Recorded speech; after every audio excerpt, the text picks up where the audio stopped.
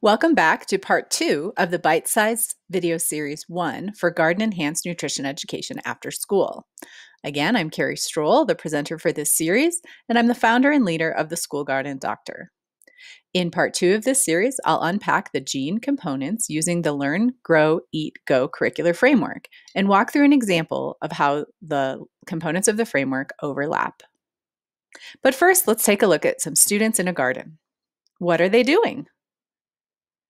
If you guessed they're shucking corn, then you're right. But notice, this is not the kind of corn that we eat sweet and raw. The dried cobs are popcorn. More specifically, it's an heirloom variety called strawberry popcorn.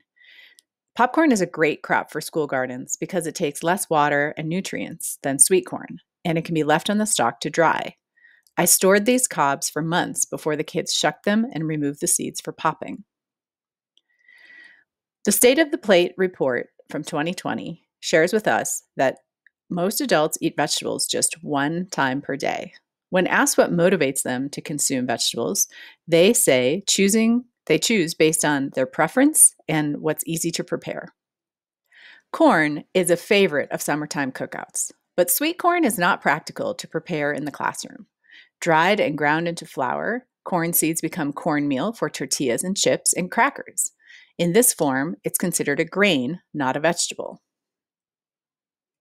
Corn is eaten all over the world, but it originated in the Americas. Today, the U.S. grows the most corn, followed by Brazil, China, Argentina, Mexico, and India. The U.S. produced nearly 400 billion tons of corn in 2018. Teaching about where food comes from and how people prepare it is a culturally friendly way to get kids excited about food.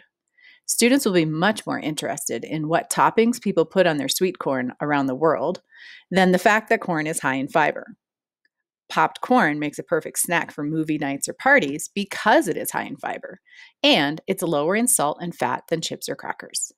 In this lesson, I taught kids to use spices from around the world to make flavorful toppings for popped corn. This lesson would typically take place in late summer or early fall, when the popcorn seeds are fully dried and removed from the cob. If growing your own popcorn, you would plant it in the late spring. Seeds are sown directly into the ground in late April or early May.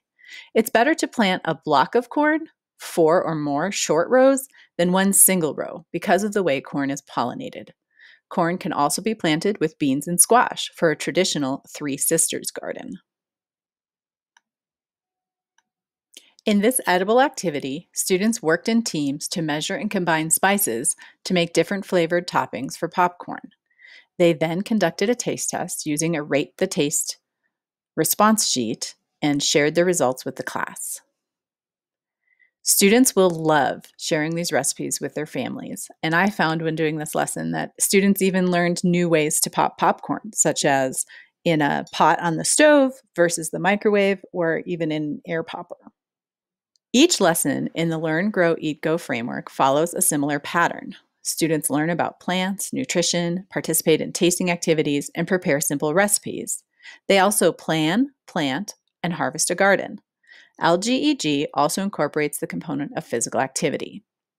This curriculum is ideal for students in grades 3 through 5, but the concepts and recipes can be easily adapted for younger students or made more challenging for older students. These supplemental resources might be more appropriate for use with middle school students. Ask your coordinator about how to access French fries in the food system, in Defense of Food, the Growing Classroom, or Growing Food, and follow the hyperlinks in the slide for more information. LGEG also has numerous information and resources to support your implementation online. Be sure to reach out if you have questions. I'm just an email or click away. And enjoy another bonus bite.